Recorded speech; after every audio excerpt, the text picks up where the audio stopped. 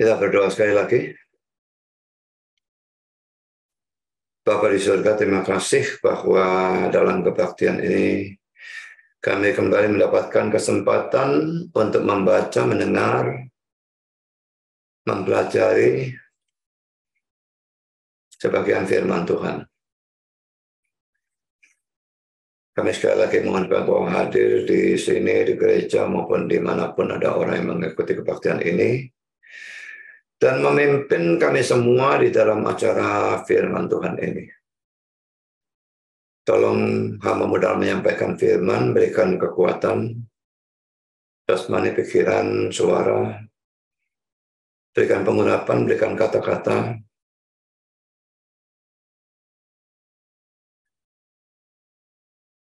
supaya seluruh firman yang disampaikan bisa disampaikan dengan baik, dengan benar, dan dengan sejelas-jelasnya.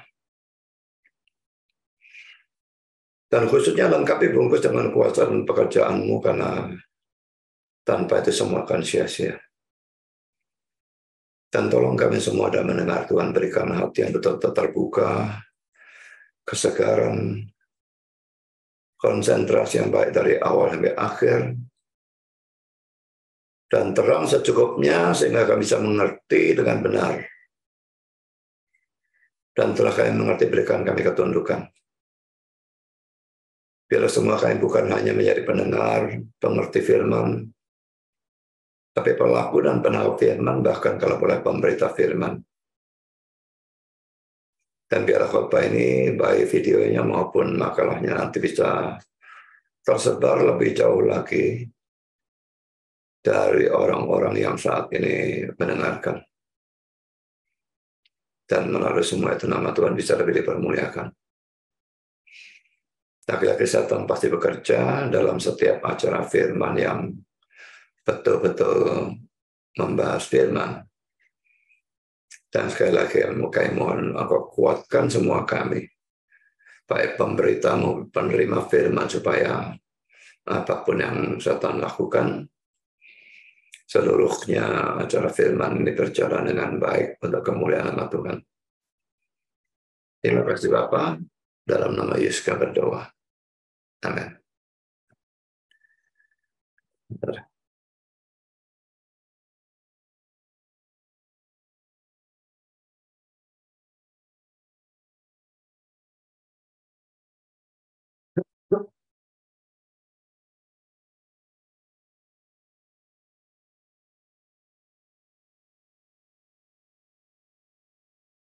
Ini sesian kedua dari pembahasan Maleakhi 3 ayat 6 sampai dengan ayat yang ke-12. Masih tentang persembahan persepuluhan, tetapi tetap temanya berbeda ya. Minggu lalu kita sudah membahas tentang persembahan persepuluhan, tetapi yang sekarang ini persembahan persepuluhan dan teologi kemakmuran. Mari kita baca teksnya sekali lagi ya.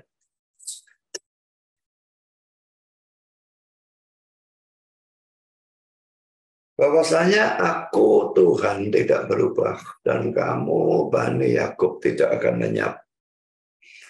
Sejak zaman nenek moyangmu kamu telah menyimpang dari ketetapanku dan tidak memeliharanya. Kembalilah kepadaku, maka aku akan kembali kepadamu, firman Tuhan semesta alam. Tetapi kamu berkata, dengan cara bagaimanakah kami harus kembali? Bolehkah manusia menipu, bahasa merampok ya Allah? Namun kamu merampok aku. Tapi kamu berkata, dengan cara bagaimanakah kami merampok engkau? Mengenai persembahan persepuluhan dan persembahan khusus. Kamu telah kena kutuk, tetapi kamu masih merampok aku. Ya kamu seluruh bangsa, bawalah seluruh persembahan persepuluhan itu ke dalam rumah perbendaharaan, supaya ada persediaan makanan di rumahku, dan ujilah aku, firman Tuhan semesta alam. Apakah aku tidak membukakan bagimu tingkap-tingkap langit dan mencurahkan berkat kepadamu sampai berkelimpahan? Aku akan menghadir bagimu belalang pelahap, supaya jangan dihabisinya hasil tanahmu, dan supaya pohon anggur di padang tidak berbuah, supaya jangan pohon anggur di padang tidak berbuah bagimu, firman Tuhan semesta alam.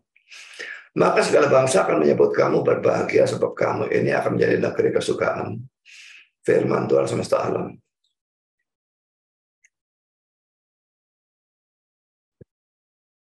Saudara, pada minggu yang lalu saya sudah membahas bahwa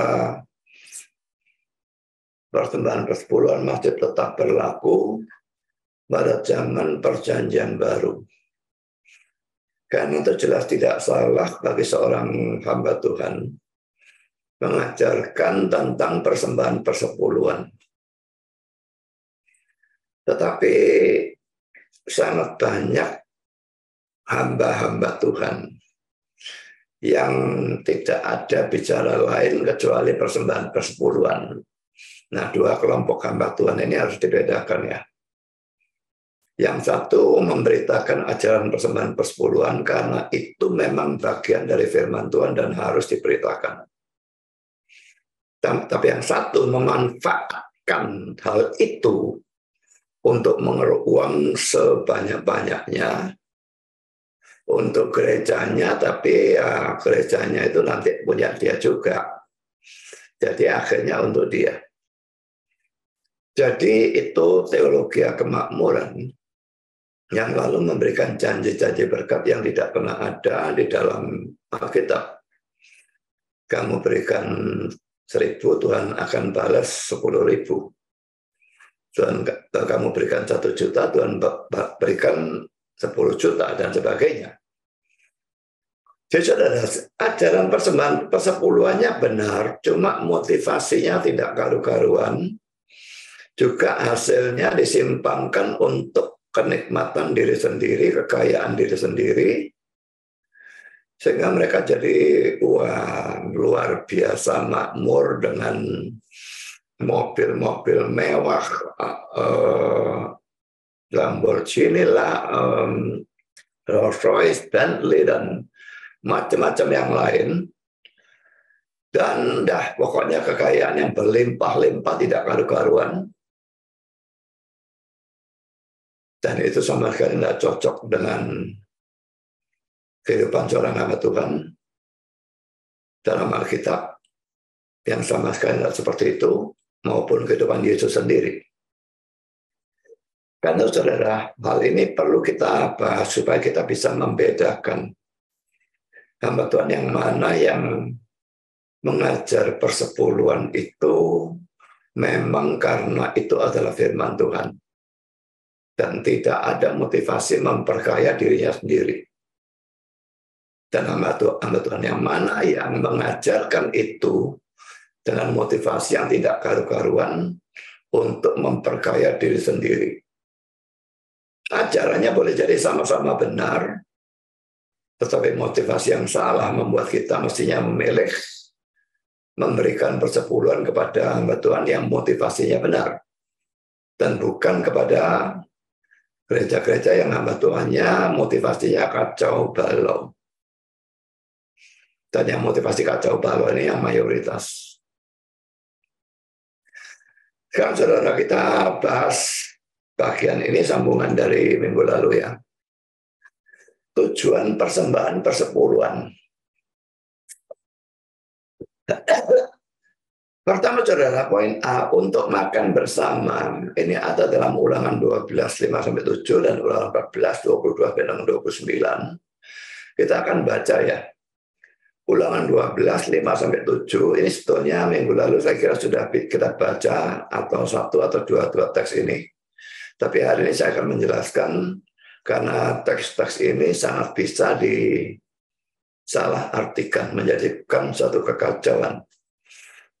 Ulangan 12 ayat 5-7, tetapi tempat yang akan dipilih Tuhan Allahmu dari segala sukumu sebagai kediamannya, untuk menegakkan namanya di sana, tempat itulah harus kamu cari dan kesanalah harus kamu pergi. Kesanalah harus kamu bawa korban bakaran dan korban sembelihanmu, persembahan persepuluhanmu dan persembahan khususmu, korban nasarmu dan korban sukarelamu, anak-anak anak sulung lembu sapimu dan kambing dombamu. Di sanalah kamu makan di hadapan Tuhan Allahmu dan bersukaria. kamu dan seisi rumahmu, karena dalam segala usahamu engkau diberkati oleh Tuhan Allahmu. Lalu kita baca sekarang Ulangan 14, 22, 29. Haruslah engkau benar-benar mempersembahkan 1/10 dari seluruh hasil benih yang tumbuh di ladangmu tahun demi tahun di hadapan Tuhan Allahmu di tempat yang akan dipilihnya untuk membuat namanya diam di sana. Haruslah engkau memakan persembahan persepuluhan dari gandummu, dari anggurmu dan minyakmu, apapun dari anak-anak sulung lembu sapimu dan kambing dombamu, supaya engkau belajar untuk selalu takut akan Tuhan Allahmu. Apabila dalam hal engkau diberkati Tuhan Allahmu, jalan itu terlalu jauh bagimu, sehingga engkau tidak dapat mengangkutnya karena tempat yang akan dipilih Tuhan untuk menegakkan namanya di sana terlalu jauh dari tempatmu, maka haruslah engkau menguangkannya. Ya, jadi yang tadi itu dijual dulu, jadikan uang. Dan membawa uang itu dalam bungkusan dan pergi ke tempat yang akan dipilih Tuhan Allahmu. Dan haruslah engkau membelanjakan uang itu untuk segala yang disukai hatimu, untuk lembu sapi atau kambing domba, untuk anggur atau minuman yang memabukkan atau apapun yang diingini hatimu. Dan haruslah engkau makan di sana di hadapan Tuhan Allahmu dan bersukaria, engkau dan seisi rumahmu. Dan perhatikan ini ya, ayat 7 ya. Juga orang Lewi yang diam di dalam tempatmu janganlah kau abaikan. Ini yang batuannya jangan diabaikan gitu ya. Sebab ia tidak mendapat bagian milik pusaka bersama-sama dengan engkau. Waktu tanahnya Kanaan dibagi-bagi, orang Lewi tidak mendapatkan milik pusaka ya. Tapi mereka mendapatkan kota-kota di setiap daerah-daerah suku-suku yang lain. Pada akhir 3 tahun, berarti 3 tahun sekali ya, engkau harus mengeluarkan segala persembahan persepuluhan dari hasil tanahmu dalam tahun itu, dan menaruhnya di dalam kotamu. Maka orang Lewi, karena ia tidak mendapat bagian milik pusaka bersama-sama engkau, dan orang asing, anak yatim, dan janda, yang di dalam tempatmu akan datang makan dan menjadi kenyang. Supaya Tuhan Allahmu memberkati engkau di dalam segala usaha yang dikerjakan tanganmu. Jadi 3 tahun sekali persembahan persepuluhannya itu dibuat pesta makan ya di tempat yang akan, waktu itu bait Allahnya belum didirikan, atau kemah suci atau bait Allah belum ada, jadi di tempat yang akan ya, tapi nanti akan dilakukan itu mesti 3 tahun sekali. Adakan pesta di sana. Dan dalam pesta itu bukan hanya mereka dan keluarga, tapi juga hamba Tuhannya orang Lewi, pasti mencakup imam, karena imam selalu dari suku Lewi. Lalu orang asing, anak yatim dan janda, ini semua orang miskin. Jadi ayat ini menunjukkan bahwa persembahan persepuluhan itu digunakan untuk makan bersama-sama dengan orang Lewi. Ini bagian yang awal. Dan bagian yang akhir, untuk makan bersama dengan orang Lewi, orang asing, janda, yatim piatu, orang miskin, dan sebagainya.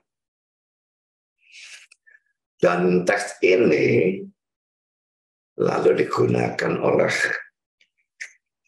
banyak orang untuk mengatakan bahwa orang miskin itu tidak harus memberikan persembahan persepuluhan. Orang miskin bukan pemberi persembahan persepuluhan, tapi penerima persembahan persepuluhan. Sepintas lalu kelihatannya benar. Tapi itu tafsir yang ngawur habis. Perhatikan ya, bahwa persembahan persepuluhan itu tidak pernah diberikan kepada orang-orang miskin itu untuk dibawa pulang. Tapi hanya untuk makan bersama dengan mereka, dan itu pun 3 tahun sekali. Jadi apakah mereka menerima persembahan persepuluhan? Seandainya diberikan kepada mereka bawa pulang, lah mereka menerima. Tapi tidak pernah seperti itu. Orang miskin, pokok masih punya penghasilan, menurut saya tetap harus memberikan persembahan persepuluhan. Seringkali orang tutup, kejam sekali. Nah dia itu saja tidak cukup, suruh kasih persembahan persepuluhan, gimana? Tidak cukupnya itu justru mungkin karena dia tidak memberikan persembahan persepuluhan, maka Tuhan tidak ada berkat untuk dia. Dan kalau dia dengan iman dan dengan kasih, bukan dengan motivasi dagang, jiwa dagang, dia berikan persembahan persepuluhan, tidak peduli dia penghasilan sedikit. Itu sama dengan mengutamakan Tuhan. Dan sesuai dengan Matius 6 ayat 33, Tuhan sedikitnya akan mencukupi kebutuhan pokok dia. Tuhan tidak bisa dihitung itu dengan matematik, saudara. Kalau dia bisa dihitung dengan matematik, bagaimana 5 roti dan 2 ikan, atau sebaliknya, saya selalu bingung itu, bisa berlebih-lebih untuk 5.000 orang, itu hanya dihitung lakinya, Dok.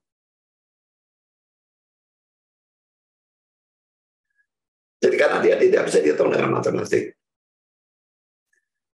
sangat bisa dengan 100% kita tidak cukup. Tapi berikan 10%, sisa cuma 90%, justru bisa cukup atau bahkan berlebih. Kalau saudara mencatat pengeluaran saudara, dulu saya nyatat, sekarang enggak. Setiap pengeluaran kecil besar saya catat semua. Maka saudara akan melihat bahwa ada pengeluaran-pengeluaran yang tak terduga itu cukup banyak. Mobil rusak misalnya, itu pengeluaran tak terduga kan. Kalau bayar listrik, bayar air, lalu untuk makan dan pakai itu sudah pengeluaran yang rutin, pengeluaran terduga. Tapi mobil rusak tahu-tahu butuh sekian juta, itu pengeluaran tak terduga. Anak sakit misalnya, laki-laki, ini pengeluaran tak terduga. Atau saudara sendiri sakit, pengeluaran tak terduga lagi. Keran air, wow, kerannya modal rusak, beli keran baru. Hal seperti itu banyak sekali. Tidak bisa Tuhan mengatur. Karena tadi tidak memberikan persepuluhan, dia atur kerusakan-kerusakan itu, hal tak terduganya banyak sekali. Tapi sekarang sudah memberikan persembahan persepuluhan dengan iman dan dengan kasih. Tuhan mengatur sehingga pengeluaran-pengeluaran tak terduga itu dikurangi seminim mungkin, bahkan tidak ada. Jelas sekali memungkinkan dengan 90% malah cukup atau malah berlebih.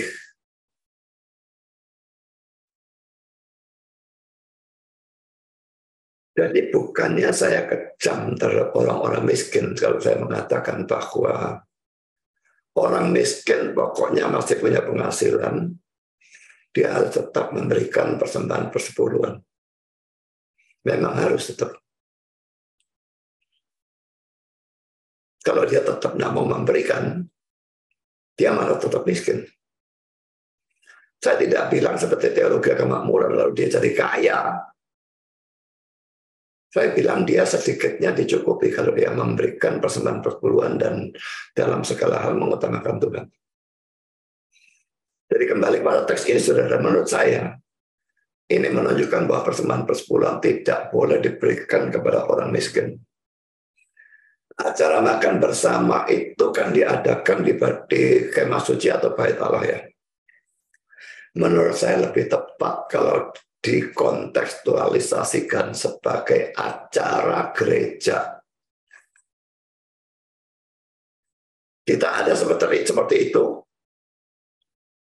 Misalnya Natalan, makan bersama, dan sebagainya. Jadi ini tidak bisa dikontekstualisasikan bahwa persembahan persepuluhan diberikan kepada orang miskin. Banyak orang beri, wah gereja banyak duit, persembahan persepuluhan kasihkan orang miskin. Kalau mau memberikan orang miskin tentu boleh. Asal orang miskin itu memang layak ditolong.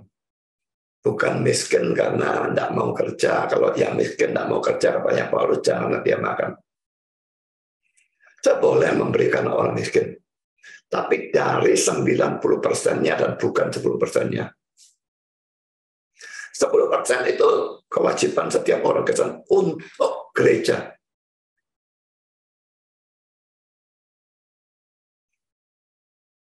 Sekarang poin B, untuk menghidupi orang Lewi. Kita lihat teks-teks ayat-ayat ini ya. Bilangan 18 ayat 21-24. Mengenai Bani Lewi sesungguhnya aku berikan kepada mereka segala persembahan persepuluhan di antara orang Israel sebagai milik pusakanya untuk membalas pekerjaan yang dilakukan mereka, pekerjaan pada kemah pertemuan. Ayat 24. Sebab persembahan persepuluhan yang dipersembahkan orang Israel kepada Tuhan sebagai persembahan khusus, ku berikan kepada orang Lewi sebagai milik pusakanya. Itu sebabnya aku telah berfirman tentang mereka. Mereka tidak akan mendapat milik pusaka di tengah-tengah orang Israel. Lagi kita lihat Maliaki 3 ayat 10. Bawalah seluruh persembahan persepuluhan itu ke dalam rumah perbendaharaan, berarti ke gereja ya. Rumah perbendaharaan itu pasti gereja, atau bait Allah, atau kemah suci, zaman sekarang pasti gereja. Supaya ada persediaan makanan di rumahku untuk makan dari pelayan-pelayan Tuhan. Ya. Dan ujilah aku firman Tuhan semesta alam, apakah aku tidak membuka dan sebagainya. Itu akan kita bahas nanti. Tapi yang pertama ini yang saya tekankan ya. Jelas pertama persembahan persepuluhan harus diberikan kepada gereja. Supaya ada makanan bagi hamba Tuhan. Laki-laki sebetulnya bukan diberikan langsung pada hamba Tuhannya. Sebetulnya ya kalau zaman sekarang ya. Diberikan kepada gereja. Lalu gereja memberikan kepada hamba Tuhan. Tidak semua. Karena gereja punya kebutuhan juga, bayar listrik ini itu segala macam. Dan gereja yang besar punya banyak hamba Tuhan, punya pegawai, punya ini, punya itu. Semua butuh uang. Kalau saudara langsung berikan kepada hamba Tuhannya, katakanlah gereja itu punya 10 hamba Tuhan. Maka hamba Tuhan yang favorit akan mendapat banyak. Hamba Tuhan yang tidak favorit tidak dapat apa-apa. Maka terjadi ketidakadilan. Jadi berikan ke gereja dan biarlah gereja yang memberikan kepada semua hamba Tuhan yang ada di dalam gereja itu. Dan juga menggunakannya dengan sebijaksana mungkin. Saudara, kembali pada suku Lewi ya. Suku Lewi ini tidak terlibat dalam penyembahan anak lembu emas dalam Keluaran 32. Dan karena itu mereka dijadikan suku yang melayani Tuhan. Pada waktu Israel masuk Kanaan, suku Lewi tidak mendapatkan tanah atau pembagian tanah itu. Semua dapat. Ruben terus sampai Benyamin ada tanah-tanah tersendiri. Tapi suku Lewi tidak. Kita bisa lihat dalam Yosua 14:3 dan 4 dan Yosua 18 ayat 7. Saya tidak berikan ayatnya, silakan baca sendiri. Nah, untuk biaya hidup mereka, maka suku-suku yang lain harus memberikan persembahan persepuluhan. Dan dalam perjanjian baru pun dikatakan bahwa hamba Tuhan harus hidup dari pelayanan. 1 Korintus 9 ayat 4-14. Bagian akhir dari teks ini sudah saya bahas pada minggu yang lalu. Pada zaman Nehemia karena persembahan persepuluhan tidak diberikan, maka orang Lewi terpaksa meninggalkan pelayanan, mereka tidak bisa hidup. Mereka bekerja cari nafkah sendiri, bekerja di ladang. Mari kita lihat Nehemia 13:10. Juga aku dapati bahwa sumbangan-sumbangan bagi orang-orang Lewi tidak pernah diberikan. Jika orang-orang Lewi dan para penyanyi yang bertugas masing-masing lari ke ladangnya. Karena tujuan persembahan perpuluhan ini adalah untuk membiayai kehidupan pelayan atau hamba Tuhan. Maka jelas bahwa persembahan ini harus diberikan kepada gereja atau rumah Tuhan. Tidak boleh kepada yang non-gereja. Jadi yang seperti misalnya para church ya, model seperti Perkantas atau seperti Stres gitu ya, itu tidak boleh menerima persembahan persepuluhan. Gereja saja yang boleh. Kalau mereka mau terima persembahan persepuluhan ya jadikan gereja. Kenapa hanya buat persekutuan? Tidak ada sakramen, tidak ada apapun, itu tidak bisa disebut sebagai gereja.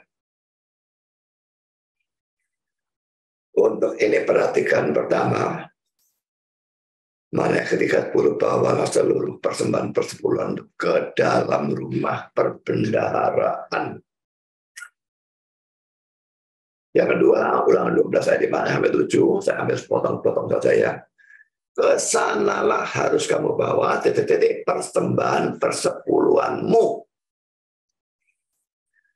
Jadi saudara, janganlah memberikan persembahan persepuluhan kepada orang miskin, panti asuhan, korban bencana alam, dan sebagainya. Bahkan tidak juga kepada pendeta.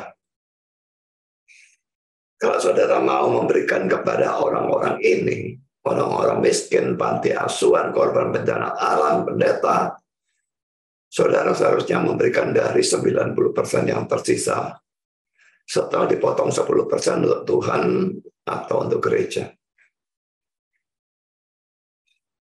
Jadi saya bukannya melarang sumbang orang miskin dan sebagainya, tapi tidak boleh gunakan persembahan persepuluhan. Kalau kita anggaran dana misalnya, untuk membantu seseorang, ada yang perkara pengadilan, ada yang sakit, ada yang ini, ada itu. Mau saudara berikan, kalau persembahan persepuluhannya diberikan. Tidak boleh. Persembahan persepuluhan tetap untuk gereja. Mau berikan yang ini, ambil dari yang 90%. Jadi bahkan memberikan persembahan persepuluhan pada hamba Tuhan secara pribadi, menurut saya itunya merupakan sesuatu yang salah. Dalam perjanjian lama pun persembahan persepuluhan bukan diberikan pada imam atau orang Lewi secara pribadi, tetapi kepada kemah suci atau bait Allah, dan lalu digunakan untuk mencukupi kebutuhan imam dan orang Lewi. Jadi pada zaman sekarang pun harus diberikan pada gereja, dan gereja yang mengaturnya untuk mencukupi kebutuhan hamba-hamba Tuhan itu. Saya berikan catatan dalam hal ini ya, tidak boleh berikan kepada hamba Tuhan ini ya. Menurut saya ada satu kasus di mana persepuluhan boleh diberikan kepada hamba Tuhan secara pribadi. Yaitu dalam kasus ada hamba Tuhan, tentu saja hamba Tuhan yang benar, yang tidak dicukupi kebutuhan hidupnya oleh gerejanya. Padahal sebetulnya gerejanya mampu untuk mencukupi. Tapi majelisnya pelit. Hamba Tuhannya diperlakukan kayak pegawai. Sehingga akhirnya dia tidak cukup. Dalam hal seperti ini, kita bisa membypass majelis gereja itu dengan memberikannya langsung pada hamba Tuhan itu, supaya pelayanannya untuk gereja itu tidak terhalang masalah keuangan.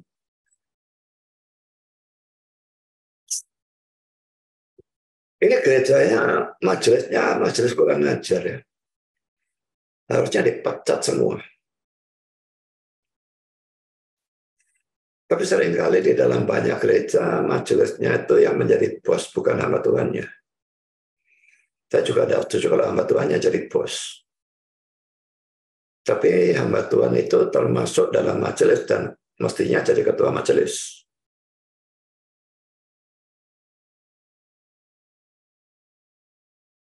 Makanya ada banyak gereja kalau milih majelis, milih yang kaya-kaya.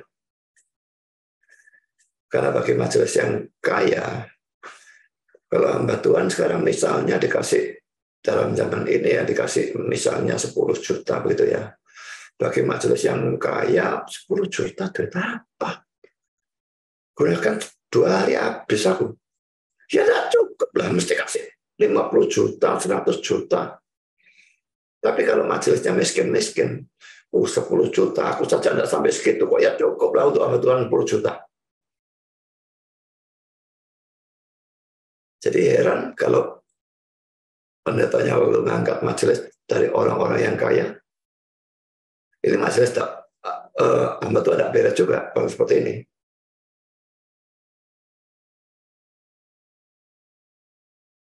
Tapi dalam gereja saya yang dulu, setiap saya merasa kebutuhan hidup itu tidak cukup. Ini gereja yang kedua ya, Exodus itu. Majelisnya hampir semua pelitnya luar biasa.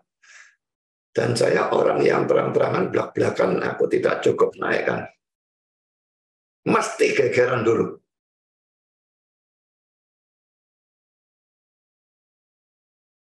Hamba Tuhan itu sudah cukup banyak problem karena serangan setan kepada hamba Tuhan itu pasti jauh lebih besar daripada jemaat biasa ataupun majelis.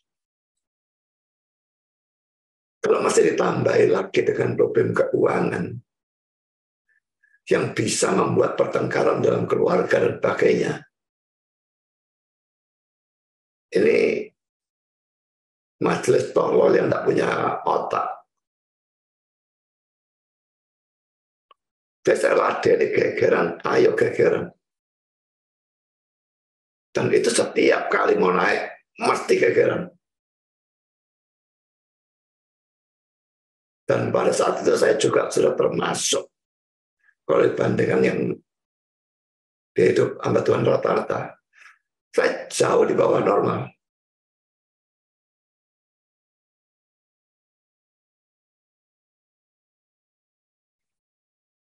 Jadi ingat ya, kalau hamba Tuhan tidak dicukupi, dia tidak bisa pelayanan. Akhirnya yang terjadi yaitu khotbah keliling-keliling, buat YouTube yang tidak karu-karuan, pokoknya dapat views yang banyak, buat TikTok, buat segala macam, supaya dapat uang untuk mencukupi.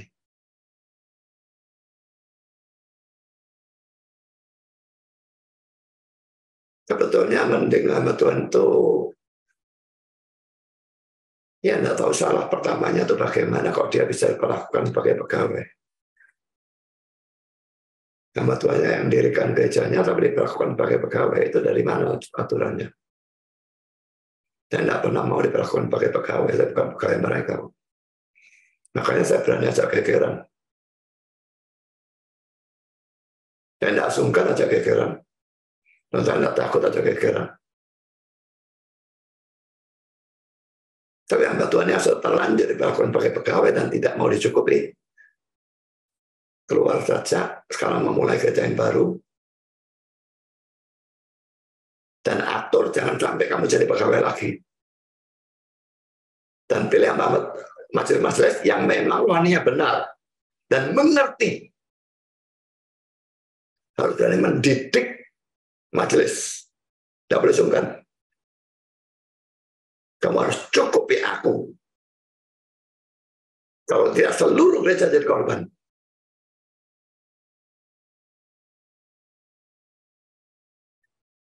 Kalau saya lanjutkan poin ketiga. Pelanggaran terhadap hukum persembahan persepuluhan ini, saudara. Sangat banyak ya. Poin A, pada zaman Hizkia, mari kita baca teks ini. 2 Tawaret 31 ayat 4, 5, 10, 12. Ia memerintahkan rakyat, yakni penduduk Yerusalem, untuk memberikan sumbangan yang menjadi bagian para imam dan orang-orang Lewi, supaya mereka dapat mencurahkan tenaganya. Ini tujuannya ya. Untuk melaksanakan Taurat Tuhan.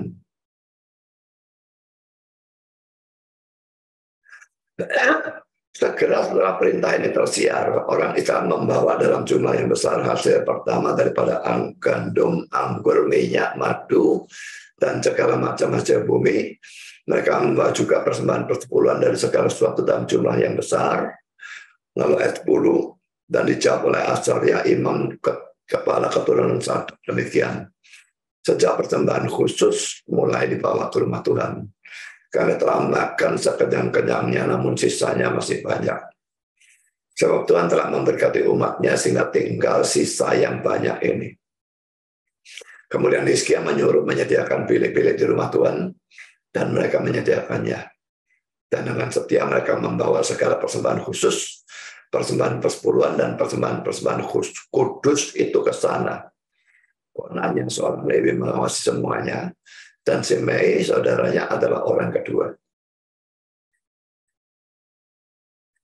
Jadi memang tujuannya memberikan supaya mereka bisa melaksanakan Taurat, melaksanakan kewajiban mereka, mengajarkan firman, dan macam-macam hal yang lain. Tapi kalau sama Tuhan tidak dicukupi, tidak bisa, saudara.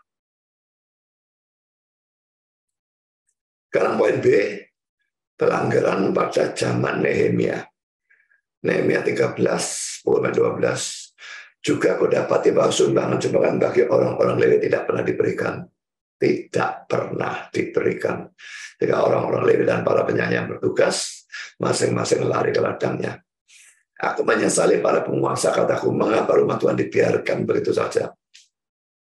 Membiarkan para pelayan Tuhan itu sama dengan membiarkan rumah Tuhan. Ya.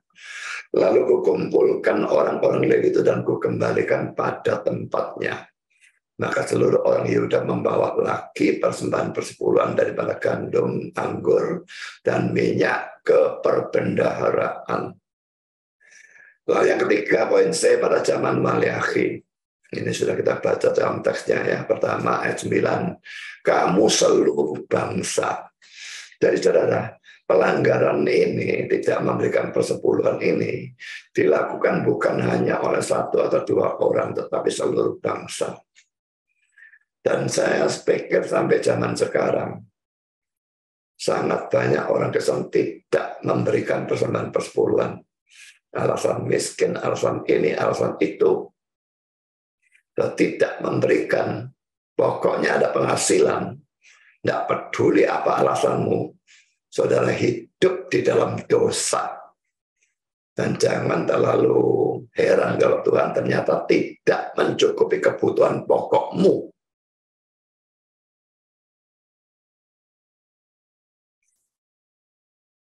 Lalu ayat 10, bawalah seluruh persembahan persepuluhan. Jadi dari kata seluruh ini terlihat bahwa mungkin ada yang memberikan, tapi memberikan di bawah 10%. 5%, 7%, 3%, atau berapa. Tapi Tuhan tidak senang dengan ketaatan yang sebagian. Dia suruh 10%, dan saudara harus memberikan 10%. Karena poin D, saudara, pada zaman ini pasti banyak orang yang tidak memberikan persembahan persepuluhan. Ada yang memberikan sebagian seperti tadi kurang dari 10%. Ada yang hanya kadang-kadang memberi. Ada yang bahkan tidak memberi sama sekali, dan ini banyak sekali. Itu sebabnya banyak gereja kekurangan uang. Jadi saudara jangan pikir bukan dosa yang besar tidak memberikan persepuluhan, karena ini merusak gereja. Membuat gereja seharusnya bisa berjalan dengan baik, tidak bisa berjalan dengan baik.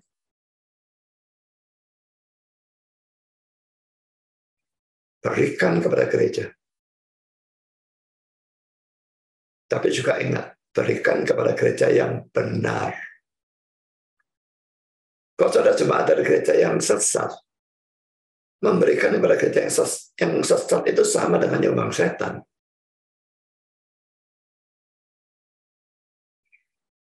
Kalau saudara ada di gereja benar yang kaya sekali, sementara gereja benar yang lain yang miskin, lebih baik berikan ke sana.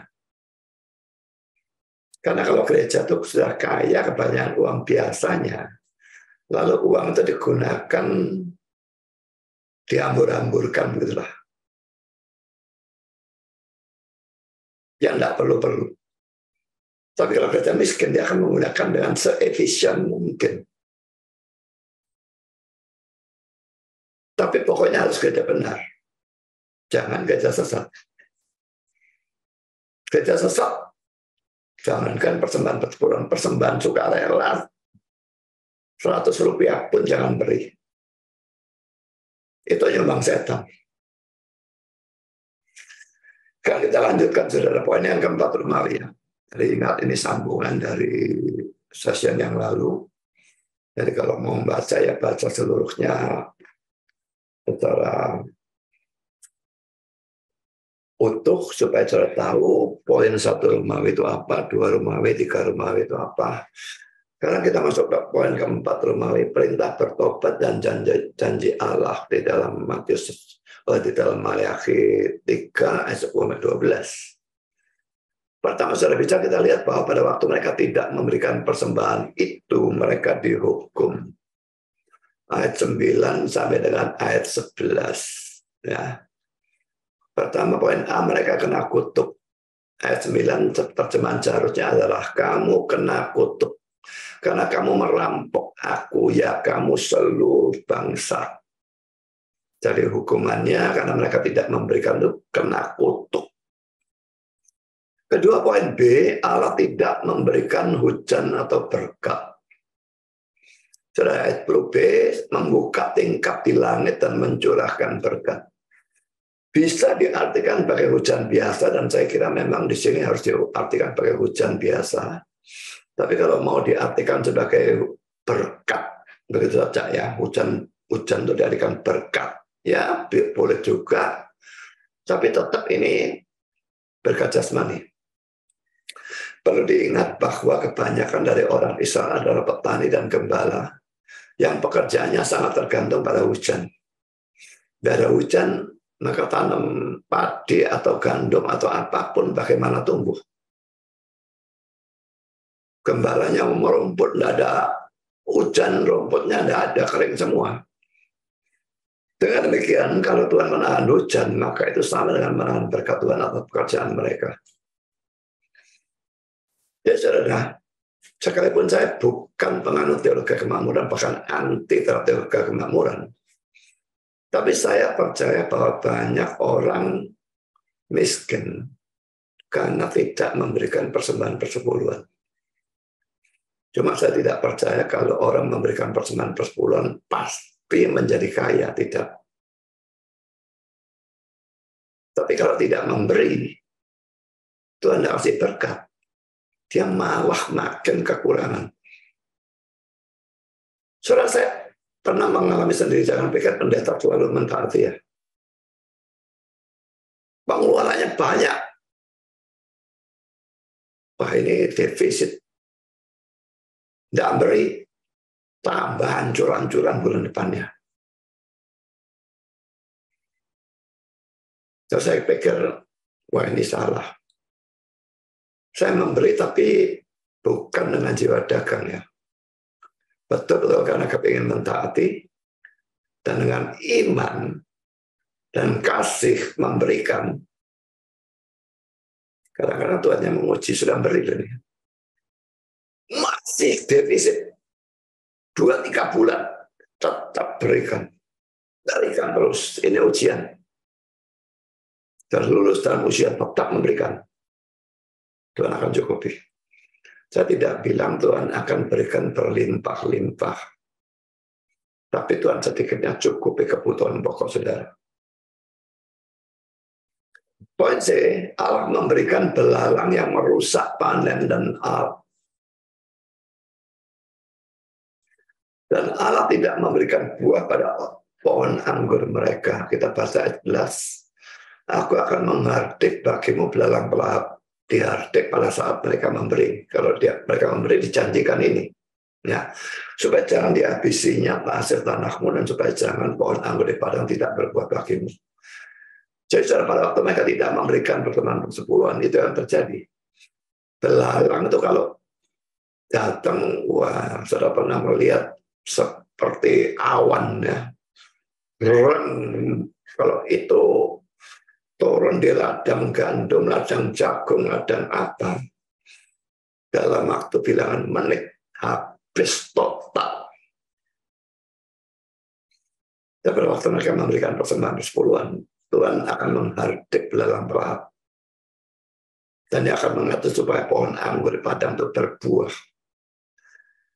Secara Tuhan Allah bukan hanya menghentikan berkatnya, tapi juga memberikan bencana yang menghancurkan penghasilan mereka kalau mereka tidak memberikan persembahan persepuluhan.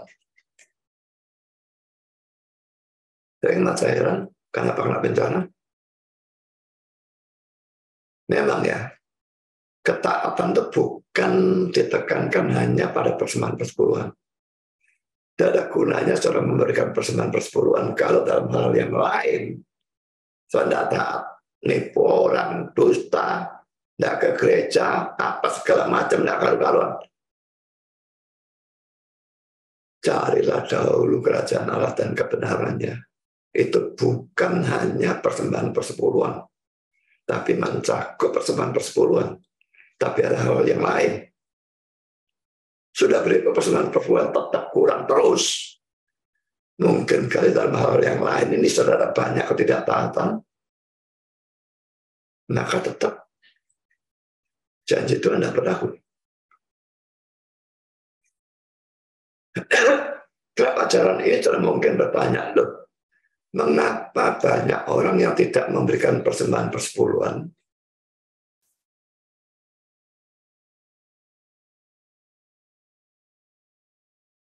Tetapi toh bisa kaya. Jawabannya adalah pertama, saudara, mereka bukan anak-anak Allah. Dan Allah tidak mengajar orang-orang yang bukan anak-anaknya. Jadi kalau saudara tidak memberikan persembahan persepuluhan dan saudara mikir, aku kok tetap baik-baik saja, semua baik-baik. Ya mungkin kalau saudara bukan anak. Tuhan tidak mengajar anaknya tonggo, buat apa anak tetangga diajar.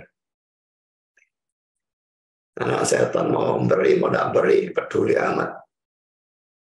Tapi kalau anak sendiri, dia hajar. Saya jangan melihat orang tidak memberi, kok tetap kaya. Tuhan tidak mengajar orang yang bukan anaknya. Mari kita lihat Ibrani 12 ayat 5-8. Dan sudah lupakah kamu akan nasihat yang berbicara pada kamu seperti kepada anak-anak. Hai anakku, janganlah anggap enteng didikan Tuhan. Dan janganlah putus asa apabila engkau diperingatkannya. Karena Tuhan mengajar orang yang dikasihinya. Dan yang menyesah orang yang diakuinya sebagai anak. Kalau dikasih diajar. Kalau diakui sebagai anak, dia sesah. Pada waktu orang itu salah, dihajar, begitulah.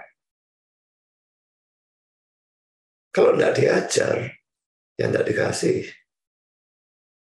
Kalau tidak disesah, ya tidak diakui sebagai anak. Jika kamu harus menanggung ganjaran, Allah memperlakukan kamu seperti anak. Di manakah terdapat anak yang tidak diajar oleh ayahnya. Tetapi jika kamu bebas dari ganjaran yang harus diterima setiap orang, maka kamu bukanlah anak, tetapi anak-anak gampang. Kalau tidak salah, anak-anak gampangnya, kalau terjemahan Inggrisnya anak blasteran begitu ya.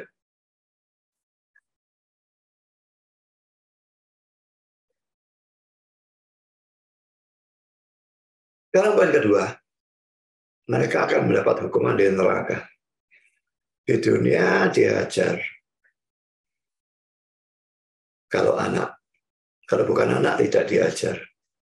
Enak kalau gitu ya, bukan anak saja. Mereka akan dapat hukuman di neraka.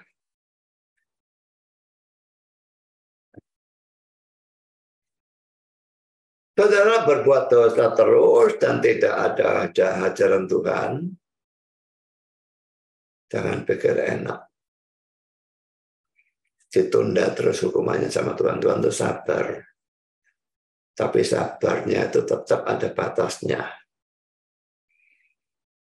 Pada saat kesabarannya habis, keadilannya dijalankan, dan saudara dibuang ke neraka. Dan saat itu pertobatan pun tidak ada gunanya, karena memang tidak bisa lagi bertobat. Karena poin kedua, Allah menyuruh Israel bertobat, dan kalau Israel mau bertobat, maka Allah berjanji untuk memberkati. Poin A, dia akan memberikan hujan berkat. Hujan atau berkat ya, ayat 10b. Poin B, dia akan menyingkirkan belalang pelahat dan memberikan buah pada pohon anggur mereka, ayat 11. Dari bagian ini ada beberapa hal yang bisa kita bahas. Pertama, segala sesuatu itu tergantung Tuhan. Hujan, belalang, buah, semua tergantung Tuhan. Jadi sukses atau tidaknya pekerjaan kita, lancar atau tidaknya usaha kita, semua tergantung kepada Tuhan.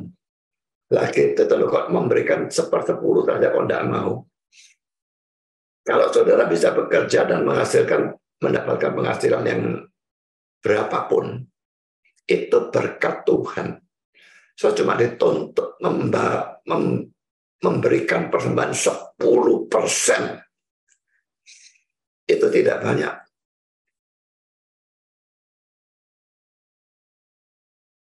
Orang Islam kalau tidak salah 2,5% ya. Tapi 2,5% bukan dari penghasilan. 2,5% dari seluruh milik. Itu jauh lebih besar. Zakat atau apa namanya, saya tidak ngerti.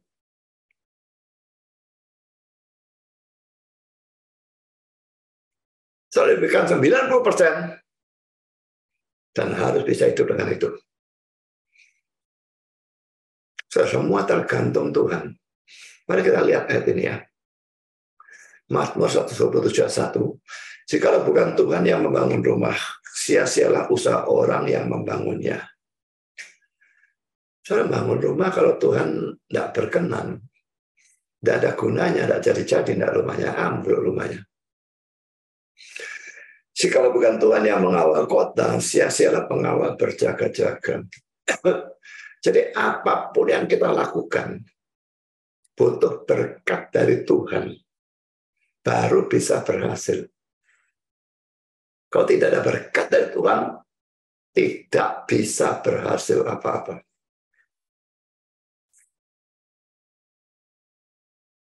Dan segala sesuatu yang kita hasilkan dari pekerjaan, bahkan segala milik kita sebetulnya adalah pemberian Tuhan.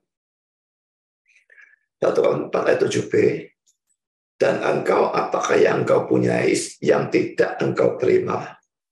Dan jika engkau memang menerimanya, mengapakah engkau memegahkan diri seolah-olah engkau tidak menerimanya? Kalau kita menyadari hal ini, sebetulnya tidak akan sukar bagi kita untuk memberikan 10% dari penghasilan kita pada Tuhan. Kita sebetulnya hanya dalam tanda petik mengembalikan. Ya. Tapi sebetulnya Islam mengembalikan itu tidak digunakan dalam Alkitab ya. Tapi digunakan mempersembahkan, makanya saya berikan tanda petik. Kita hanya mengembalikan dalam tanda petik 10% dari yang Tuhan berikan kepada kita. Bandingkan dengan kata-kata Yakub dalam Kejadian 28 ayat 22. Dari segala sesuatu yang engkau berikan kepadaku, akan selalu kupersembahkan 1/10 kepadamu. Yakub sadar, saudara. Tadinya tidak punya apa-apa, bisa sekarang punya tanah banyak. Dia tahu semua dari Tuhan. Dan dia janjikan kupersembahkan 1/10 kepadamu. Jadi persembahan pertempuran sebetulnya memang juga menunjukkan kasih, tapi juga menunjukkan iman kita, ketaatan kita, bahwa semua milik kita adalah pemberian Tuhan. Dan menunjukkan iman itu, yaitu kalau 100% nggak cukup.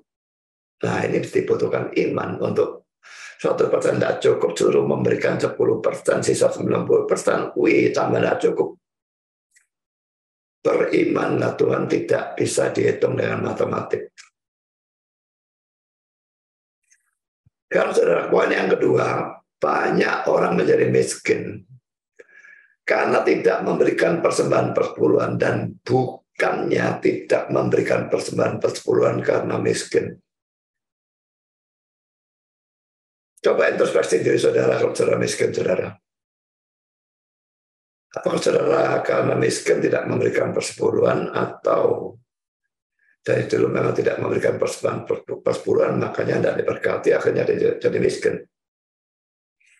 Banyak orang mau Tuhan mencukupi kebutuhannya dulu. Bahkan bukan dicukupi, kalau bisa berlimpah-limpah dulu, baru mau memberi persembahan persepuluhan. Ini pun biasanya cuma tinggal janji, andai kata pun dikasih berlimpah-limpah, tetap tidak memberi. Kalau orang tidak bisa dipercayai di dalam persoalan uang sedikit, dia juga biasanya tidak bisa dipercaya dalam uang yang besar. Dan hal ini terbalik. Tuhan menghendaki kita memberikan persembahan persepuluhan dahulu, baru dia akan memberkati kita. Jadi tinggal kasih, ketaatan, iman saudara diuji di sini. Mau memberi atau tidak mau memberi. Mau pelit kepada Tuhan. Tuhan itu royal kepada saudara. Oksigen ini gratis ya. Bayangkan orang yang kena COVID dulu rebutan beli oksigen. Berapa harganya oksigen? Dan digunakan untuk berapa lama? Kalau saya sekarang umurnya sudah 68, jalan 69. Selama 68 tahun lebih saya menghirup udara ini gratis. Tuhannya royal, bukan main. Seandainya suruh bayar Rp1 per liter oksigen. Lah, dari mana duit untuk bayar semua itu? Pelit kepada Tuhan itu suatu kebodohan luar biasa yang merusak ekonomi saudara sendiri, kecuali saya bukan anak Tuhan. Bandingkan juga dengan Matius 6:33 dan 1 Raja 17 ayat 7-16. Matius 6:33, tapi carilah dahulu kerajaan Allah dan kebenarannya, maka semuanya akan ditambahkan kepadamu. Kita mau membalik. Cukupi aku dulu Tuhan, maka aku cari kerajaan. Nah, dicukupi ya tetap tidak nyari, tidak. Janji kosong itu. 1 Raja 17 ayat 7-16. Tetapi sudah beberapa waktu sungai itu menjadi kering sebab hujan tiada turun di negeri itu. Maka datanglah firman Tuhan kepada Elia, bersiaplah pergi ke Sarfat yang termasuk wilayah Sidon, dan diamlah di sana. Ketahuilah aku telah memerintahkan seorang janda untuk memberi kau makan. Sesudah itu ia bersiap, lalu pergi ke Sarfat. Setelah ia sampai ke pintu gerbang kota itu, tampaklah di sana seorang janda sedang mengumpulkan kayu api. Ia berseru kepada perempuan itu, katanya, cobalah ambil bagiku sedikit air dalam kendi supaya aku minum. Ketika perempuan itu pergi mengambilnya, ia berseru lagi, cobalah ambil juga bagiku sepotong roti. Perempuan itu menjawab, demi Tuhan Allahmu yang hidup, sesungguhnya tidak ada roti padaku sedikit pun, kecuali segenggam tepung dalam tempayan dan sedikit minyak dalam buli-buli. Dan sekarang aku sedang mengumpulkan 2-3 potong kayu api, kemudian aku mau pulang dan mengolahnya bagiku dan bagi anakku. Dan setelah kami memakannya, maka kami akan mati. Nah, ini bahaya kelaparan kan 3,5 tahun tidak ada hujannya. Tetapi Elia berkata kepadanya, janganlah takut. Ini iman dia diuji, iman si janda ya. Pulanglah, buatlah seperti yang kau katakan. Tapi buatlah lebih dahulu bagiku sepotong roti bundar kecil daripadanya, dan bawalah kepadaku. Kalau lihat sepintas lalu, Nabi ini kurang ajar. Sudah sana tidak punya apa-apa, tinggal sedikit masak, makan roti, sudah tidak ada lagi, habis itu mati kelaparan. Ya buatlah untukmu, tapi buat untuk aku dulu. Tidak kurang ajar Nabi ini. Tidak, dia bukan kurang ajar. Dia menguji dia, si janda ini. Mau taat, mau beriman atau tidak. Jadi bawalah kepadaku, buatlah lebih dulu roti bundar kecil, bawa kepadaku, kemudian barulah kau buat bagimu dan bagi anakmu. Tapi dia memberikan janji di sini. Nah sekarang imannya si janda diuji, percaya firman Tuhan atau tidak. Sebab beginilah firman Tuhan Allah Israel, tepung dalam tempayan itu tidak akan habis, dan minyak dalam buli-buli itu pun tidak akan berkurang, sampai waktu Tuhan memberi hujan ke atas muka bumi. Lalu pergilah perempuan itu dan berbuat seperti yang dikatakan Elia. Maka perempuan itu dan dia serta anak perempuan itu mendapat makan beberapa waktu lamanya. Tepung dalam tempayan itu tidak habis dan minyak dalam buli-buli itu tidak berkurang, seperti firman Tuhan yang diucapkannya dengan perantaraan Elia. Diuji, beri aku dulu, baru kamu. Sudah sedikit diminta dulu untuk dia, tapi dikasih janji. Dia beriman, dia taat, dan dia dicukupi. Tepungnya tidak habis-habis, tiap diambil ada lagi, diambil ada lagi, diambil ada lagi. Demikian juga dengan minyaknya. Kedua bagian ini mengajarkan kita untuk mengutamakan Tuhan lebih dulu. Tidak miskin, utamakan Tuhan dulu. Baik dalam pelayanan, dalam penginjilan, dalam hal apapun, juga dalam memberikan persembahan persepuluhan. Dan kalau kita mau melakukan hal itu, pasti Tuhan akan mencukupi kebutuhan hidup kita. Saya tekankan berulang kali, bukan menjadikan kita kaya. Bisa kalau dia mau. Tapi tidak ada janji seperti itu. Mungkin saudara berkata, saya kayak katakan ya, dengan 100% penghasilan saya saat ini, saya tidak bisa mencukupi kebutuhan hidup keluarga saya. Lalu bagaimana bisa cukup kalau penghasilan saya itu masih harus dipotong 10% dan diberikan kepada Tuhan? Jadi sudah saya jelaskan tadi, Tuhan tidak bisa dihitung dengan matematik. Tuhan bisa menyingkirkan belalang pelahap dari kehidupan saudara.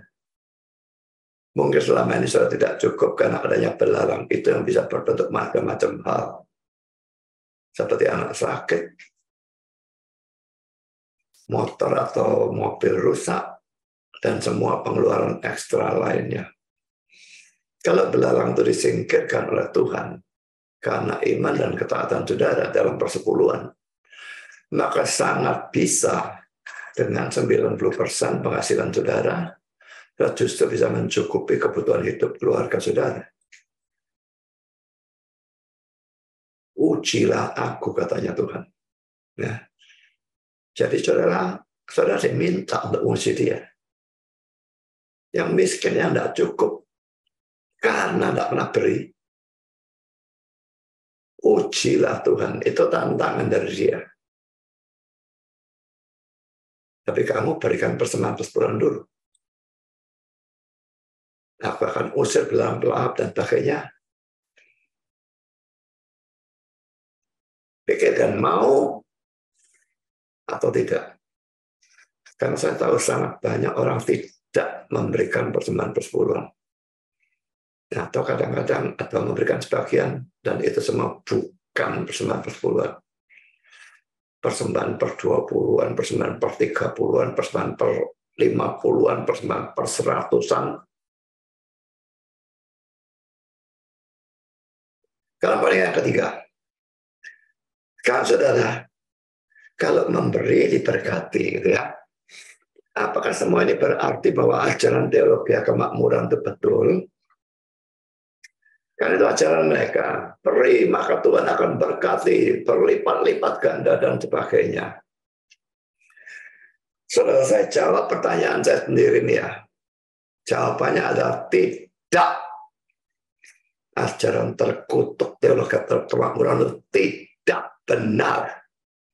Ajaran yang hanya bohongi orang, dan saya akan buktikan bahwa itu tidak benar. Nah, hal yang penting sekali untuk diketahui adalah bahwa ada perbedaan yang besar antara perjanjian lama dan perjanjian baru. Ingat ya, perjanjian baru batasnya salib ya. Dalam perjanjian lama, Tuhan menjanjikan berkat Tuhan. Kalau Israel taat kepada Dia. Dan penekanan dari berkat itu adalah pada berkat-berkat jasmani. Soalnya terlalu panjang kalau dibaca semua. Saya bisa baca sendiri.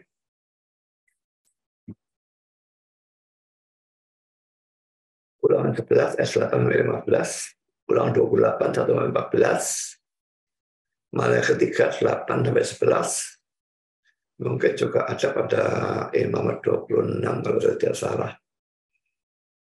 Kalau mereka taat, dijanjikan berkat-berkat kalau perang menang dan sebagainya.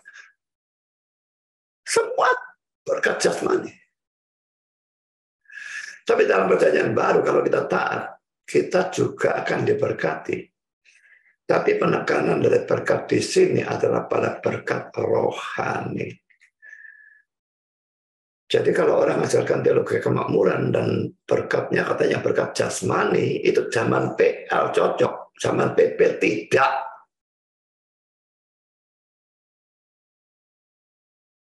Mari kita lihat ini, 2 Korintus 9 ayat 16, camkanlah ini orang yang menabur sedikit akan menuai sedikit juga.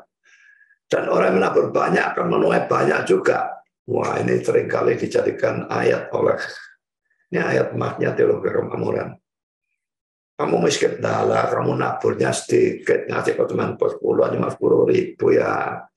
Dapatnya sedikit nuainya, coba kasih jutaan, kamu naburnya banyak ya nuainya banyak. Tafsirannya mbahnya yang orang kurang ngajar. Hendaklah masing-masing memberikan menurut kerelaan hatinya, jangan dengan sedih hati atau karena paksaan.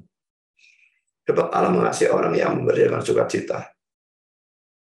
Dan Allah sanggup melimpahkan segala kasih karunia kepada kamu. Supaya kamu senantiasa berkecukupan di dalam segala sesuatu. Dan malah berkelebihan di dalam berbagai apa? Berbagai harta benda, begitu. Berbagai kebajikan. Apakah ini hal jasmani atau rohani? Ini jelas-jelas adalah hal rohani. Jadi segala sesuatu ini jangan diartikan semua jasmani rohani, tidak. Konteksnya menunjukkan semuanya rohani. Seperti ada tertulis, ia membagi-bagikan, ia memberikan kepada orang miskin kebenarannya tetap untuk selama-lamanya. Ia yang menyediakan benih bagi penabur dan roti untuk dimakan. Ia juga yang akan menyediakan benih bagi kamu dan melipat gandakannya. Dan menemukan buah-buah apa? Buah-buah kebenaranmu. Ini rohani atau jasmani? Kamu akan diperkaya dalam segala macam batu permata, emas, berlian, begitu. Kemurahan hati. Ini laki-laki jasmani atau rohani? Yang membangkitkan syukur kepada Allah oleh karena kami. Saudara, Tuhan janjikan itu berkat-berkat rohani kalau di dalam perjanjian baru. Kalau kita hanya membaca ayat bagian awal tadi, ya, ayat 6-nya saja, seperti yang biasanya dilakukan orang, maka mungkin kita akan menarik kesimpulan bahwa orang yang memberi banyak persembahan juga akan menuai banyak uang. Tapi coba baca terusannya. 2 Korintus 9 ayat 8 menyebutkan bahwa mereka berkelimpahan dalam berbagai kebajikan. Ayat 10-nya mengatakan Allah akan melipat gandakan dan menumbuhkan buah-buah kebenaranmu. Ayat 11-nya mengatakan kamu akan dipakai dalam segala hal kemurahan hati. Ini semua jelas menunjuk pada berkat rohani. Ini perjanjian baru. Perjanjian lama berkat jasmani memang iya. Bagaimana dengan berkat jasmani dalam perjanjian baru? Apakah Tuhan tidak? Apakah Tuhan menjadikan kekayaan? Sama sekali tidak. Kayak terluka kemakmuran, terluka gila.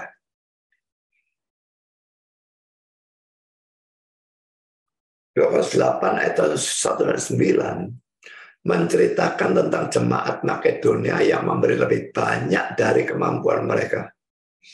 Tapi mereka tidak menjadi kaya secara jasmani. Bahkan dikatakan kalau mereka sangat miskin. Yohanes 8 ayat 2. Tapi mereka kaya secara rohani. Coba kita baca ayatnya ya. Yohanes 8, 1-9. Saudara-saudara kami hendak memberitahukan kepada kamu tentang kasih karunia yang dianugerahkan kepada jemaat-jemaat di Makedonia. Selagi dicobai dengan berat dalam berbagai penderitaan, sukacita mereka meluap. Dan meskipun mereka sangat miskin, perhatikan ini, namun mereka kaya dalam kemurahan. Rohani kaya, jasmani sangat miskin. Aku bersaksi bahwa mereka telah memberikan menurut kemampuan mereka, bahkan melampaui kemampuan mereka. Dengan kerelaan sendiri mereka meminta dan mendesak kepada kami, supaya mereka juga beroleh kasih karunia dan mengambil bagian dalam pelayanan kepada orang-orang kudus. Mereka memberikan lebih banyak daripada yang kami harapkan. Mereka memberikan diri mereka pertama-tama kepada Allah. Kemudian oleh karena kehendak Allah juga pada kami. Sebab itu kami mendesak pada Titus supaya ia mengunjungi kamu dan menyelesaikan pelayanan kasih sebagaimana ia telah memulainya. Maka sekarang sama seperti kamu kaya dalam segala sesuatu. Segala sesuatunya lalu didefinisikan sekarang. Jelas bukan hal jasmani, perhatikan ya. Dalam iman, dalam perkataan, dalam pengetahuan, dalam kesungguhan untuk membantu, dan dalam kasih terhadap kami. Demikian juga hendaknya kamu kaya dalam pelayanan kasih ini. Semua kaya dalam segala sesuatu, kaya rohani semua ya. Aku mengatakan hal itu bukan sebagai perintah, melainkan dengan menunjukkan usaha orang-orang lain untuk membantu. Aku mau menguji keikhlasan kasih kamu.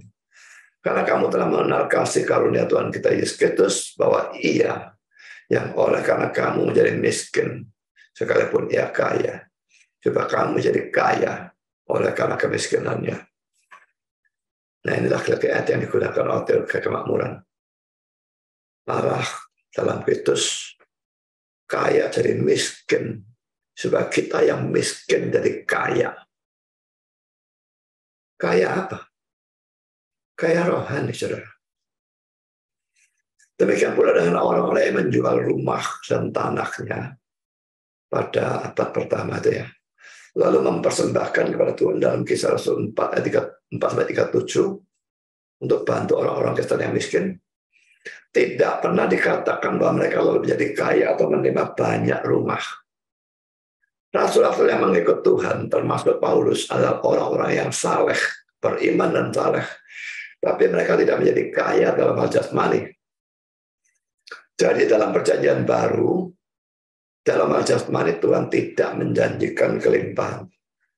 Tapi dia menjanjikan kecukupan dalam arti orang Kristen tidak perlu mengemis, berhutang, mati kelaparan, dan sebagainya. Bisa sudah baca dalam Matius 6 ayat 25 sampai dengan 34. Juga kalau saudara memperhatikan doa Bapa kami ya, Matius 6 sampai 13. Yesus tidak mengajar kita supaya kita meminta untuk menjadi kaya, berlimpah-limpah, tidak. Tapi supaya cukup. Dalam Matius 6 ayat yang ke-11. Berilah kami makanan kami yang secukupnya. Give us this day our daily bread. Berikan kepada kami pada hari ini roti harian kami. Kan pertanyaan yang mungkin timbul atau tidak bisa tidak pasti timbul. Mengapa perjanjian lama berbeda dengan perjanjian baru? Mengapa dalam PA dijanjikan berkat jasmani berkelimpahan? Sedangkan dalam perjanjian baru berkat jasmani dijanjikan hanya cukup. Yang dijanjikan berkelimpahan berkat rohani. Apakah perubahan itu menunjukkan bahwa Tuhannya berubah? Tidak. Tuhan tidak bisa berubah. Dan dia memang tidak berubah. Tetapi caranya untuk menunjukkan cintanya itu berubah. Saudara, caranya menunjukkan cinta itu pasti memang mestinya berubah, saudara ya. Waktu anak saudara umur 2 tahun, saya menunjukkan cinta saudara dengan menggendong dia, menciumi dia, dan sebagainya. Tapi cara saudara menunjukkan cinta saudara kepadanya tentu berbeda pada waktu anak saudara umur 17 tahun. 17 tahun digendong-gendong, diketahui orang, dipikir saudara gila. Kalau umur 2 tahun diciumi, tidak ada masalah. Tapi saya punya anak 17 tahun, saudara antarkan ke sekolah. Begitu mau turun dari mobil, dicium dulu, kelihatan teman-temannya. Wah, ini diketahui orang, saudara. Saya tetap mencintai dia. Tetapi cara menunjukkan cinta atau perwujudan cinta itu berubah. Allah melakukan orang-orang perjanjian lama seperti anak kecil. Sedangkan orang-orang perjanjian baru diperlakukan seperti orang dewasa. Mengapa demikian? Karena ada yang salib atau pengorbanan Yesus yang memisahkan PA dan PP. Pada zaman PA belum ada pengorbanan Yesus. Jadi orang suka untuk bisa melihat kasih Allah. Kalau Allah tidak memberikan berkat jasmani yang berkelimpahan. Tapi pada zaman perjanjian baru, pengorbanan Yesus sudah terjadi. Dan ini puncak perwujudan kasih Allah. Jadi sekalipun kita tidak diberi terlalu banyak berkat jasmani, bahkan sekalipun kita ada dalam penderitaan, kita bisa melihat ke belakang. Yaitu pada salib yang merupakan puncak pernyataan kasih Allah. Dan kita bisa yakin bahwa Allah mengasihi kita, tidak peduli kita menderita atau kita miskin. Jadi dalam perjanjian baru tidak lagi diperlukan berkat jasmani yang berkelimpahan untuk bisa melihat kasih Allah. Allah kadang-kadang memberikan kekayaan kepada orang Kristen tertentu. Dia berhak, dia berdaulat untuk itu. Tapi dia tidak pernah berjanji bahwa semua orang Kristen akan menjadi kaya. Seperti ajaran teologi kemakmuran. Saudara, tafsiran ini diberikan oleh John Calvin dalam bukunya Institutes, buku kedua, chapter ke-11, nomor 1-3, yang akan saya berikan di bawah ini. Dan ingat ya, Calvin hidup pada abad yang ke-16. Jauh sebelum muncul ajaran teologi kemakmuran. Jauh sebelum muncul ajaran karismatik. Karena memang hampir semua karismatik itu berbau teologi kemakmuran. Kalau tidak harus kaya, harus sembuh dari penyakit, harus bebas dari penderitaan, dan sebagainya. Karena dia hidup jauh sebelum mereka. Tidak bisa dikatakan dia menafsir seperti ini memang dibuat-buat untuk menyerang karismatik ataupun teologi kemakmuran. Tidak mungkin dia tidak tahu ajaran teologi kemakmuran. Sekarang kita lihat apa kata-kata Calvin. Ada beberapa kutipannya. Perbedaan antara dua perjanjian lama dan baru ya. Pertama, PA beda dari PP dalam 5 hal. Penggambaran berkat-berkat rohani oleh berkat-berkat sementara 1-3. 1. Penekanan pada keuntungan-keuntungan duniawi yang harus membimbing pada urusan-urusan atau persoalan-persoalan surgawi. Lalu apa atau bagaimana? Kamu akan bertanya. Tidak adakah perbedaan yang tertinggal antara PL dan PP? Akan jadi apa atau bagaimana banyak teks kitab suci dalam mana mereka dikontraskan sebagai sama sekali berbeda? Sekarang inilah perbedaan yang pertama. Tuhan dari PL mengendaki bahwa bangsa atau umatnya mengarahkan dan mengangkat pikiran mereka pada warisan surgawi. Tapi untuk memelihara mereka dengan lebih baik dalam pengharapan ini, ia menunjukkannya kepada mereka untuk melihat dan boleh dikatakan untuk mencicipi di bawah keuntungan-keuntungan duniawi. Memang dalam PL pun berkat surgawi, tapi gak kelihatan. Jadi dikasih icip-icip berkat-berkat duniawi. Tetapi sekarang PP bahwa Injil telah menyatakan dengan lebih jelas kasih karunia dan kehidupan yang akan datang. Tuhan membimbing pikiran kita untuk merenungkan hal itu secara langsung dengan mengesampingkan cara melatih yang lebih rendah yang ia gunakan dengan bangsa Israel. Jadi tadi berkat-berkat jasmani itu dikesampingkan. Sekarang kutipan yang kedua. Janji-janji duniawi sesuai dengan masa kanak-kanak dari gereja dalam perjanjian lama. Tetapi tidak mengikat pengharapan pada hal-hal duniawi. Ini akan lebih jelas dari perbandingan yang Paulus buat dalam surat Galatia. Ia membandingkan bangsa Yahudi dengan seorang pewaris yang masih kanak-kanak. Yang karena belum cocok untuk mengurus dirinya sendiri, di bawah pengawasan seorang penjaga atau guru, pada penjagaan siapa ia telah dipercayakan. Galatia 4-2. Sekalipun Paulus menerapkan perbandingan ini terutama pada upacara-upacara, tak ada apapun yang menghalangi kami untuk juga menerapkannya dengan paling cocok di sini. Karena warisan yang sama ditetapkan bagi mereka dan bagi kita. Tapi mereka belum cukup umur untuk bisa memasukinya dan mengurusnya. Gereja yang sama ada di antara mereka, tapi masih dalam masa kanak-kanak. Karena dengan menjaga mereka di bawah penjagaan ini, Tuhan memberi bukan janji-janji rohani tanpa hiasan dan terbuka, tapi janji-janji yang membayangkan lebih dulu, foreshadow. Ya mungkin semacam tipe ya, sampai tingkat tertentu dengan atau oleh janji-janji duniawi.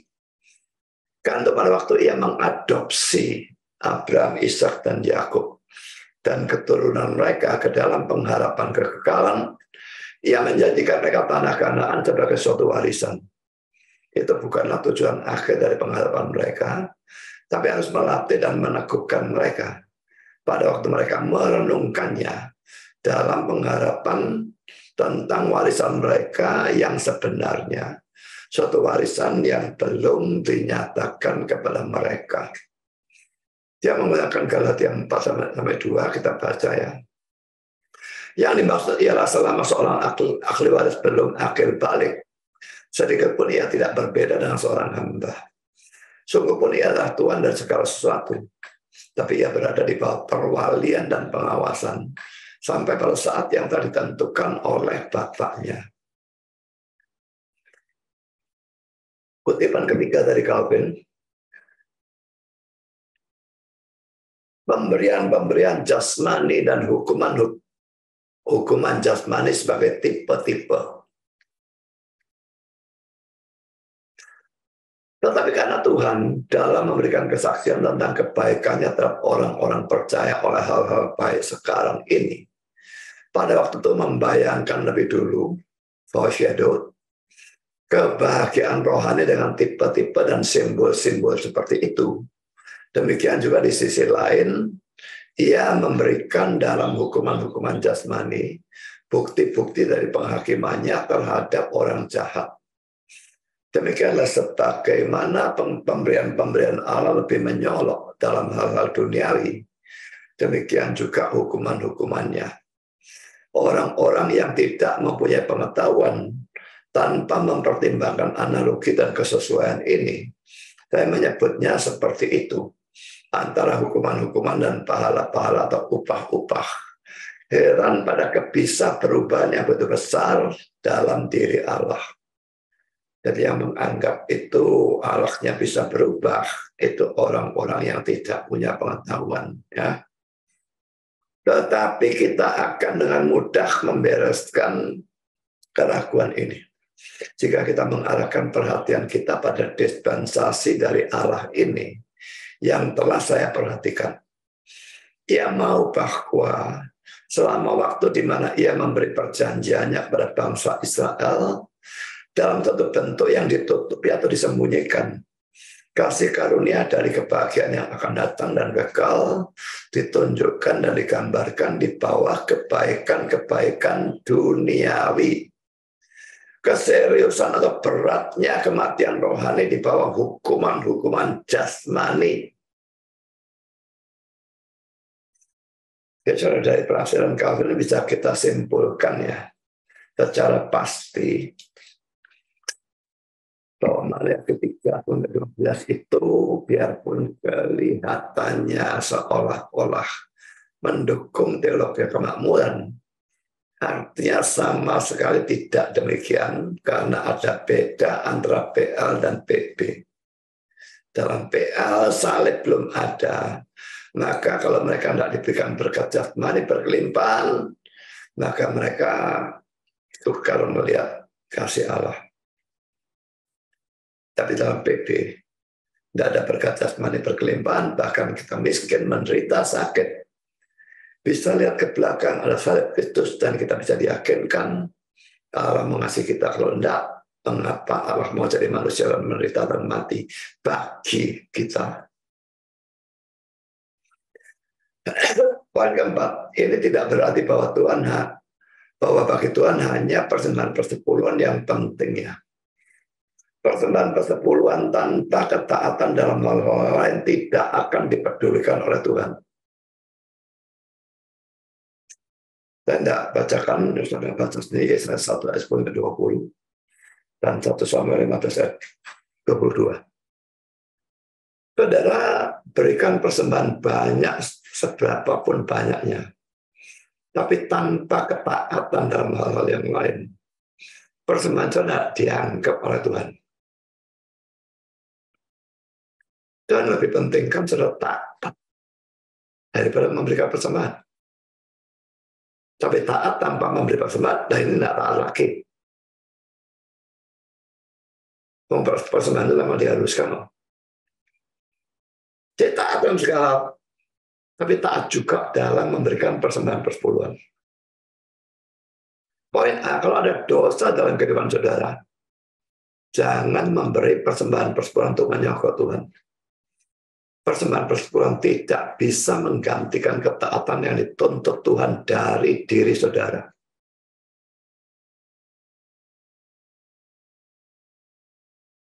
Seorang pelajar tetap jadi pelajar. Mau nyokok Tuhan, uang hasil pelajaran diberikan 20% bahkan untuk Tuhan. Jadi gubris saudara persembahannya. Tuhan tidak butuh uang dari kita, Tuhan ya. Dia maha kaya. Kalau dia menyuruh memberi, itu demi kita. Ujian kita, ujian untuk iman, kasih, ketaatan kita. Poin B, persembahan persepuluhan juga tidak bisa menggantikan pelayanan yang dituntut Tuhan dari saudara. Jadi jangan memberikan persembahan persepuluhan lalu tidak melayani Tuhan dengan pikiran bahwa saudara sudah mengupah hamba Tuhan untuk melayani Tuhan. Nah, aku kasih persembahan persepuluhan, hamba Tuhan. Ya, hamba Tuhan yang pelayanan, Pak. Saudara tetap harus melayani, tidak peduli berapapun persembahan persepuluhan yang saudara berikan. Poin C, sekalipun saudara sudah memberikan 10% pada Tuhan, saya tetap harus menggunakan yang 90% sesuai kehendak Tuhan dan untuk kemuliaan Tuhan.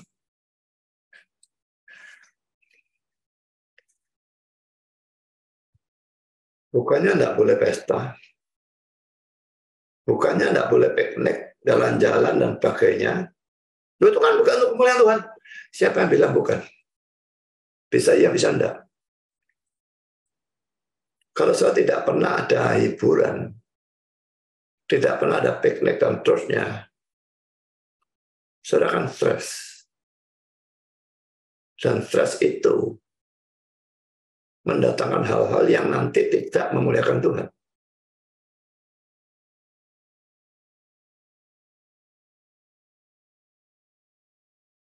Jadi tidak ada masalah dengan kita itu dalam waktu-waktu tertentu mengadakan pesta, ulang tahun ada pesta, atau apapun kita piknik, kita jalan-jalan dan sebagainya, tidak ada masalah.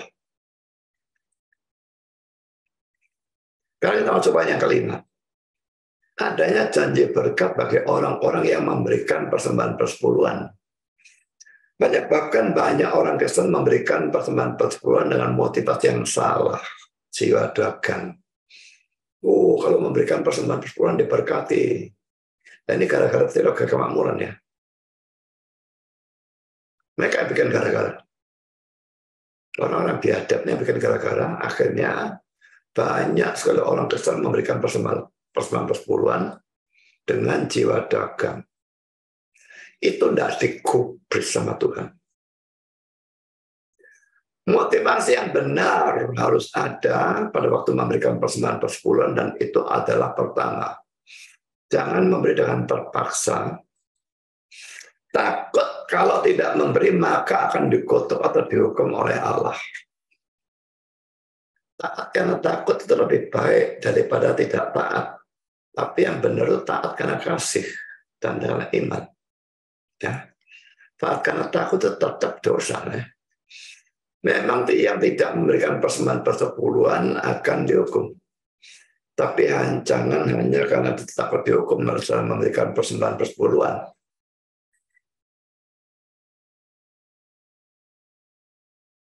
Sekarang poin B, jangan memberi dengan pamrih, jiwa dagang ya.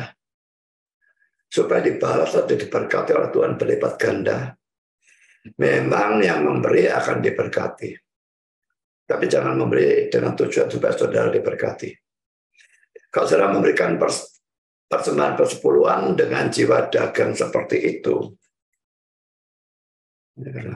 persembahan persepuluhannya kok kurang banyak ya.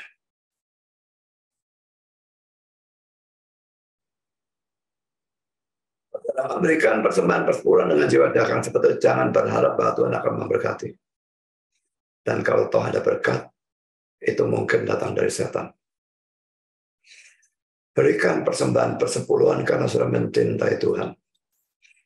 Berikan dengan hati yang rela dan dengan sukacita. Dan kalau memberinya dengan duka cita, boleh dengan satu duka cita saja. Kita memberi persembahan persepuluhan dengan sedih karena kita tidak bisa memberi lebih.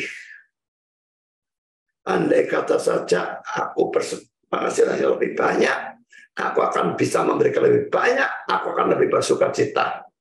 Nah kalau itu bagus. Kesedihan seperti itu bagus. Tapi kalau memberi dengan sedih terpaksa, memberi dipegang, rasanya kayak mau ditarik, dikasih ke mau ditarik kembali. Berikan dengan iman dan berikan dengan tujuan supaya Tuhan dipermuliakan. Jadi kita sedang membahas ya teologi kemakmuran versus persembahan persepuluhan. Bedakan gereja-gereja yang mengajarkan terus-terusan persembahan persepuluhan karena mereka memang menganut teologi kemakmuran. Itu membohongi saudara yang kaya duluan pendetanya. Dan bedakan dengan gereja-gereja yang kadang-kadang memberikan ajaran tentang persembahan persepuluhan, karena itu memang adalah ajaran firman Tuhan. Kan tidak takut memberikan ajaran tentang persembahan persepuluhan. Dan cara memberikan persembahan persepuluhan berapapun, ya itu kan gereja berikan pada saya tetap sama. Saya berikan 1 triliun, 1 per mil pun tidak masuk ke saya. Gereja memberikan biaya hidup, mencukupi saya. Ya kalau gereja-gereja yang telah kemakmuran itu, ya mungkin secara teoretis seperti itu, tetapi dalam prakteknya masuk ke pendetanya. Makanya lalu naik Lamborghini, naik Rolls Royce, naik Bentley.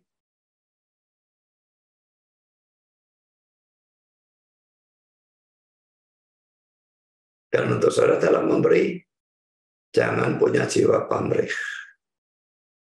Beriman pada janji Tuhan. Memberi dengan kasih, ketaatan, dan dengan tujuan Tuhan dipermuliakan. Berikan seluruh persembahan persepuluhan. Jangan dikurangi.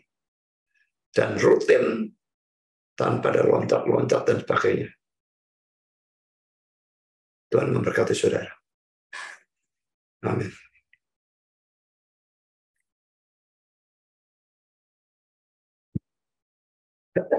Mari kita berdoa. Bapa di surga, terima kasih kami sudah boleh mendengar sebagian dari firman Tuhan. Bagian lanjutan tentang persembahan persepuluhan, di mana persembahan persepuluhan dan teologi kemakmuran dibahas. Ada gereja yang mengajarkan secara benar, motivasi benar, tapi ada gereja yang tujuannya memperkaya diri. Ada orang Kristen yang memberi dengan motivasi yang benar, dan ada orang Kristen yang memberi dengan motivasi atau jiwa dagang. Tolong Tuhan, yang salah Engkau pertobatkan. Dan jemaat-jemaat dari gereja-gereja mengerti kemakmuran, Engkau bukakan matanya. Supaya mereka bisa melihat bahwa mereka ditipu oleh pendeta mereka. Dan jangan biarkan orang memberikan persembahan persepuluhan pada gereja-gereja yang sesat. Yang seperti itu ataupun yang sesat dalam jenis yang lain. Biarlah persembahan persepuluhan dan persembahan apapun diberikan hanya pada gereja-gereja benar, yang betul-betul Injil dan Alkitabiah. Terima kasih Bapa, dalam nama Yesus kami berdoa. Amin.